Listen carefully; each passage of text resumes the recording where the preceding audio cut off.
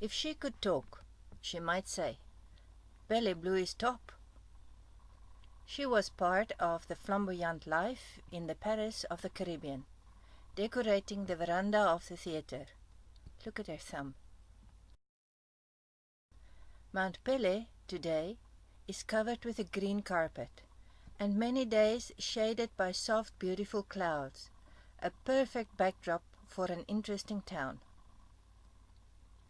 26 April 1902. Passenger steamship the Roraima went missing. It was believed to have been engulfed by volcanic ash. 5 May 1902. Around lunchtime, the sea suddenly receded about 100 meters and then rushed back, flooding parts of the city, and a large cloud of smoke appeared westwards of the mountain.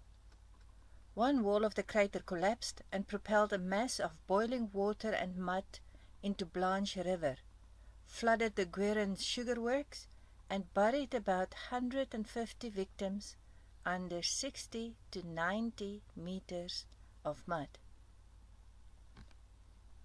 7 May 1902.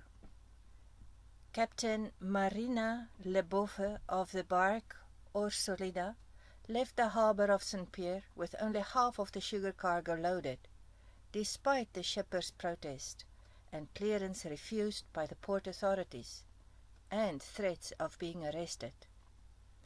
News of the volcano Soufriere erupting on the nearby St. Vincent Island reassured the people that the internal pressure in the mountain were being relieved.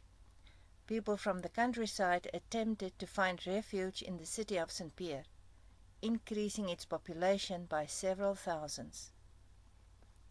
The next day, 12 days after she went missing on 8 May 1902, 6:30, the Roraima passenger ship arrived in the port of St. Pierre. 7 o'clock. Congregations gathered in churches to pray and take communion. Others observed the fireworks of Mount Pele.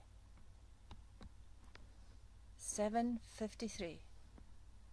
The upper mountainside of Pele ripped open, and a dense black cloud shot out horizontally. A second black cloud rolled upwards, forming a gigantic mushroom cloud and darkening the sky in an 80-kilometer radius. The initial speed of both clouds was later calculated to be over 670 kilometers per hour. It hugged the ground and sped towards the city of St. Pierre, appearing black and heavy, glowing hot from the inside.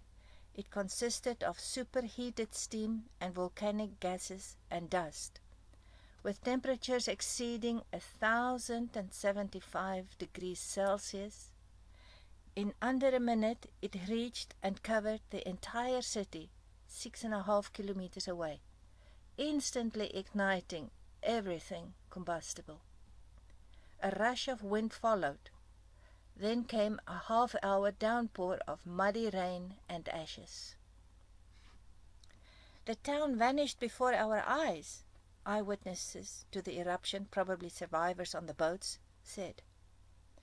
The Roraima passenger steamship, who reached harbour 2 hours ago, was set aflame by the hot volcanic ash, and sank.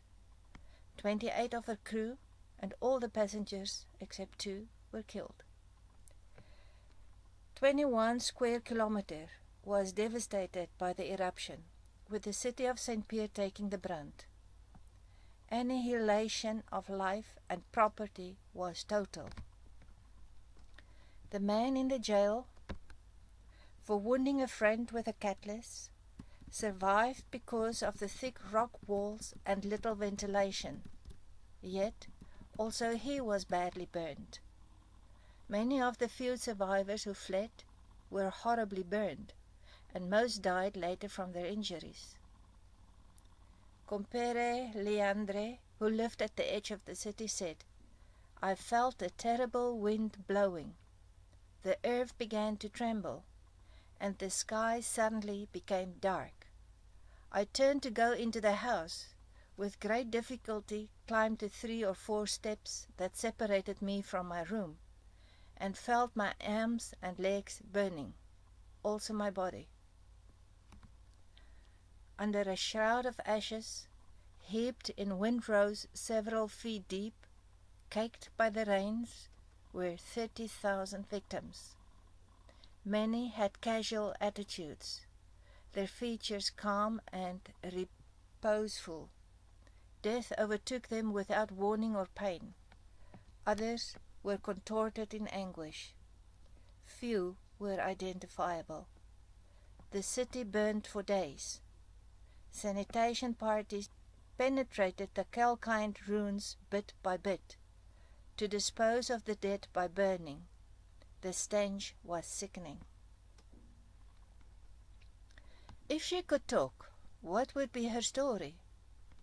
Was it the city of Sodom and Gomorrah? She might only cry and ask Pele, why? Yet at her feet the bougainvillea blooms vividly. Pele erupted a few times more, adding thousands to his victim count.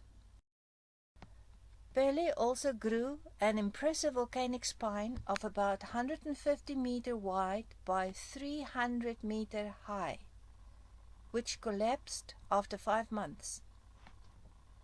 In 2019, Pele's soft tremors are monitored.